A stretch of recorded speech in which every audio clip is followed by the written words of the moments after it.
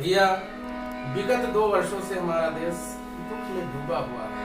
महामारी फैली हुई है और पता नहीं किसकी नजर लग गई हमारे देश के ऊपर। आइए 2-4 लाइनें अपने साथियों के साथ, सोमेश मिश्रा जी और अनुभव यादव जी हैं जो हमारा साथ में गा रहे हैं वाद्य यंत्र में। आइए, बड़ी प्यारी लाइनें हैं। मेरे देश को लगी किसकी नजर है, मेरे देश को लगी अरे किसकी नजर है, मेरे देश को लगी अरे किसकी नजर है। चारों